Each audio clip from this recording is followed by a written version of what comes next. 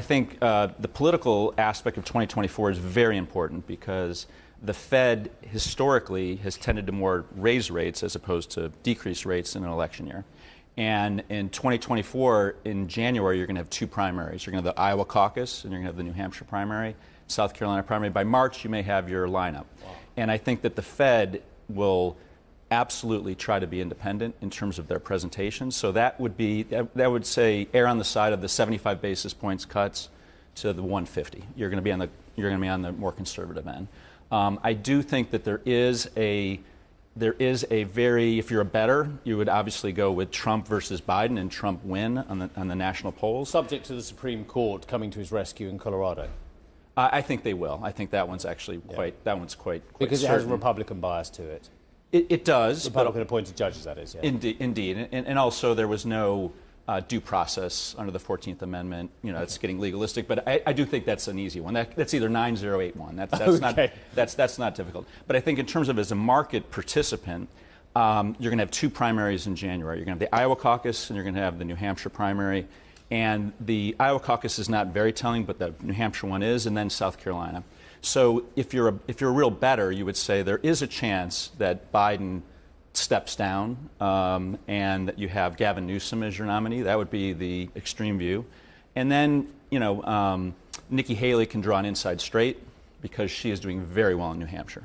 And if she actually pulled out a win, then it gets interesting because her home state is South Carolina, the next one. Highly unlikely, but it's possible. And I think from an investor standpoint, if you have Biden versus Trump, you're going to have a mixed Congress most likely.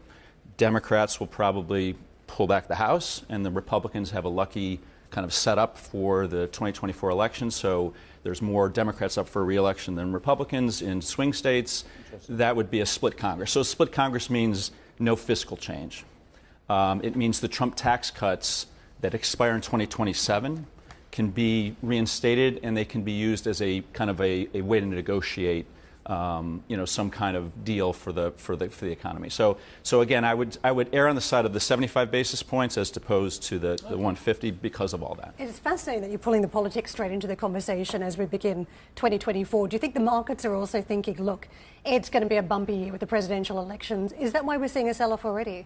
Yes, and look, I'll use a little local Luke Littler effect, right? I mean, at the end of November, we need to tell people who Luke Littler is. I didn't even know who he was until about 24 hours. This is a 16-year-old gentleman who has come very close to winning the World Darts Championship. Is that right? It's 16 years of old age. But no America don't even know what darts is. No, they think it's just. Neither do I, to be fair. But Eric Bristow. But the point is, at the end of November, the market was saying the first rate cut will be in May. Then we had the Santa Claus rally, and now we're back to... That was the Powell rally, though. That wasn't really the Santa Claus rally this time. Jay Powell inspired that. Yeah, no, he did. He definitely donned the Santa Claus garb and gave you that rally. But now we're back to where we were at the end of November, which is the first rate cut is probably most likely going to be May. And I think that you're just getting the hangover effect. And profit taking. I think that's what happens. So I think it's going to be a very, it could be a positive year in the market, I think, as rates, once they start stabilizing and slowly come in.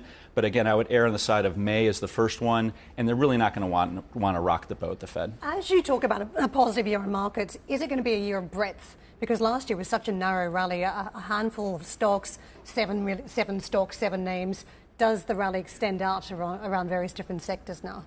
I think so, and I think you're also going to see as rates come in, there are going to be some interesting areas like REITs, for example, which rely on a high leverage. So as rates come in, that'll be an interesting area.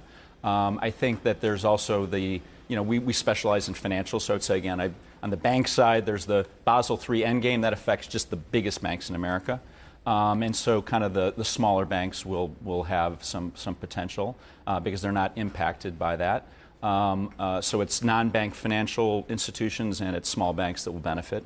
So I think those, but in terms of the breadth of the market, as rates come in, people have taken their profits on their growth stocks.